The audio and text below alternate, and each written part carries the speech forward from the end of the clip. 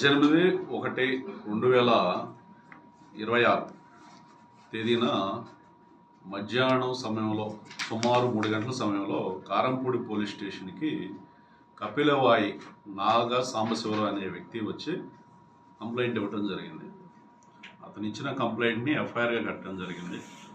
అతను ఇచ్చిన కంప్లైంట్ ప్రకారం 17వ తేదీ అంటే ముందు రోజు సాయంత్రం సుమారు 5 గంటల సమయంలో సాయి వెంకటేష్ అనే వ్యక్తి, అంటే ఈ నాగా సాంబశివరావు దగ్గర గుమస్తాగా పనిచేస్తున్న కోటేశ్వరరావు కొడుకు ఇతను సాయి వెంకటేష్.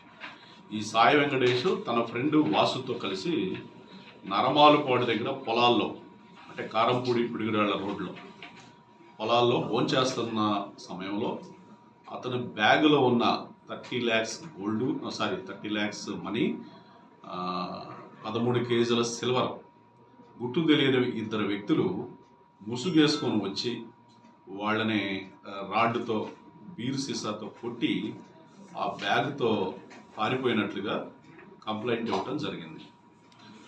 అయితే ఇన్వెస్టిగేషన్లో మనకు తెలిసింది ఏంటంటే ఈ సాయి వెంకటేష్ కూడా ముద్దాయని, అతను వేరే శ్రీను అనే వ్యక్తితో నేరపూరితమైన ఒక కుట్ర పథకం ప్రకారం ఈ పని చేసినట్లుగా తెలిసింది. 17వ తేదీకి ముందు, అంటే సుమారు ఒక 10 రోజుల ముందు ఈ శ్రీను అనే వ్యక్తి సాయి వెంకటేష్ ఇద్దరు పిడుగురాళ్ళ అవుట్స్కట్స్లో మాట్లాడుకుంటాం. ఈ సాయి వెంకటేష్ ఎప్పుడైనా గోల్డ్ కానీ మనీ కానీ సిల్వర్ కానీ తీసుకుని వెళ్ళేటప్పుడు సమాచారం ఇవ్వమని శ్రీనుకు చెప్పడం జరిగింది.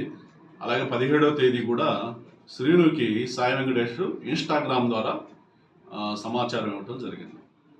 ఈ సాయి వెంకటేష్ తన ఫ్రెండ్ వాసు ఈ క్యాష్ ఈ సిల్వర్ తీసుకుని వెళ్తున్నప్పుడు శ్రీనికి సమాచారం ఇవ్వటం, శ్రీను మరొక 3 తీసుకొని అఖిలు, అంజీ, నాని అనే ఒక 3 తీసుకొని వచ్చి ఒక 2 శ్రీను, అఖిలు దూరంగా ఉండటం, నాని, అంజీ వీళ్ళ మీద అటాక్ చేసి బెదిరించి వాళ్ళ దగ్గర ఉన్న క్యాష్ లాక్కొని వెళ్ళటం, ఇవన్నీ కూడా పథకంలో భాగంగా ఒక ప్రీ ప్లాన్డ్ అఫెన్స్. ఇది రాబరీ కింద మేము కేసు కట్టడం జరిగింది. 30 లక్షల రూపాయల డబ్బులు, 13 కేజీల సిల్వరు, ఇంటాక్ట్ ప్రాపర్టీ మేము రికవరీ చేసాము. ముద్దాయిలు 5గురిని కూడా అరెస్ట్ చేయడం జరిగింది. వీళ్ళని హానరబుల్ కోర్టులో ప్రొడ్యూస్ చేస్తాం. చరిత్ర సృష్టించినోడు ఇప్పుడు ఆ చరిత్రని తిరగరాయబోతున్నాడు. అబద్ధాల గోడల్ని బద్దలు కొట్టి నిజాలను రాగా మీ ముందుంచబోతున్నాడు. నిజమైన వార్తల కోసం వెంటనే డౌన్లోడ్ చేసుకోండి రా యాప్ని.